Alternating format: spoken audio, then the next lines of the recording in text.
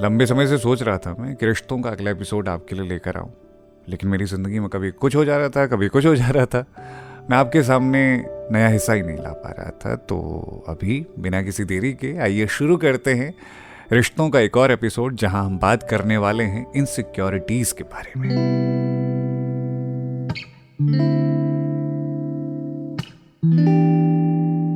Hello hi, मेरा नाम पंकज जीना है और रिश्तों से जुड़ा हुआ एक शेर मुझे याद आ रहा है बुल्ले शाह का कि बुल्ले शाह जहर वेख के पीता तिकी कीता, इश्क सोच के कीता तिकी कीता, दिल दे के दिल ने दियास रखी, वह बुल्लिया इश्क लालच नाल कीता तिकी कीता। पर क्या आजकल के रिश्ते लालच से परे होते हैं? क्या आजकल जो मोहब्बत होती है या जो भी हम रिश्ते बनाते हैं उनमें लेन देन नहीं चलता? हमने प्यार करना कहाँ से सीखा?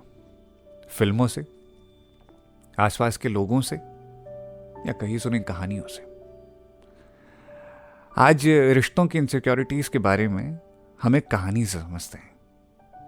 तो ये कहानी उस लड़के की है जो एक लड़की को बहुत प्यार करता था। उसे बस उस लड़की को अपनी जिंदगी में लेकर आना था और वो चाहता था कि मेरी मोहब्बत तो है लेकिन हम एक रिश्ते में भी आ जाएं, कि हम सिर्फ दोस्त बने रहें। तो बहुत एफर्ट किए उसने, उसके खुशियों के लिए, उसकी मुस्कुराहट के लिए, जो वो कर सकता था वो करता रहा। और एक रोज लड़की को लगा कि इससे बेहतर तो कुछ हो ही नहीं सकता। उसने कहा, तुम ही हो मेरा दिलदार, तुम ही हो इश्क, तुम ही हो मेरा प्यार। दोनों का रिश्ता शुरू हो गया। अब रिश्ते में जो शुरुआती दौर होता है वो बहुत अच्छा चलता है, जैसे न्यू ईयर रिजोल्यूशन शुरुआत में बहुत अच्छा चलता है। तो वैसे ही यहाँ भी सब कुछ अच्छा था, बढ़िया था, कहीं पर ही कोई कमी नहीं।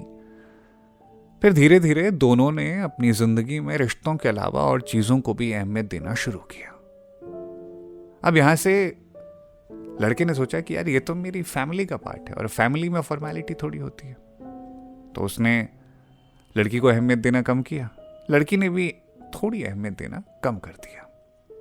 अब धीरे धीरे उन दोनों की जिंदगी में नए लोग आने लगे। लड़की जब किसी नए लड़के से मिलती थी या बात करती थी किसी नए दोस्त से, तो लड़का थोड़ा घबरा जाता था। वो सोचता था कि यार मैंने इतने एफर्ट किए, उसके बाद इसे पाया है। कोई अगर मुझसे काबिल इसे मिल गया वो तो इसे ले जाएगा, मैं तो अकेला रह जाऊंगा।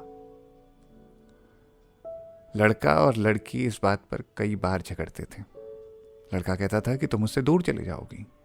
लड़की पूछती थी वजह क्या है? तो बात वही कि मुझसे काबिल कोई और मिल गया। तो अब आप बताइए इसमें गलती किसकी है?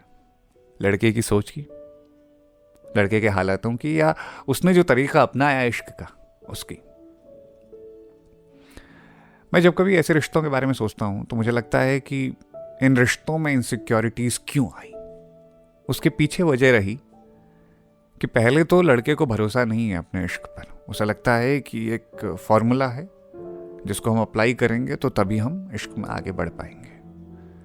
तो उसने इश्क नहीं किया, उसने एक टास्क पूरा किया, जो टास्क उसको उसकी सक्सेस दिला गया और उसकी मोहब्बत उसे दिला गया। और उसके बाद उस रिश्ते में आने के बाद वो हमेशा ये चाहता है कि वो लड़की उससे प्यार करती रहे, वो खुद को बेहतर नहीं बनाना चाहता। और अगर कोई और बेहतर मिल जाए तो ये भी नहीं चाहता कि वो उसके साथ चली जाए। तो ये आम रिश्तों में आजकल होता जाता है। और एक तो सबसे बड़ी तकलीफ मुझे तब होती है जब मैं लोगों को टास्क बनाते हुए देखता हूँ रिश्तों को, कि अरे यार हाल पूछना है यार उसका, अरे तुमने खाना खाया नहीं खाया मुझे पूछना जरूरी है। अरे क्यों पूछना है?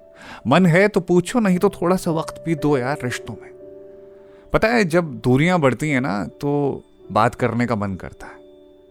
कि एक गीत है कि कभी कभी दूरी भी जरूरी है प्रेमियों में प्यार बढ़ाने के वास्ते। तो थोड़ा सा दूरियां भी रखो यार।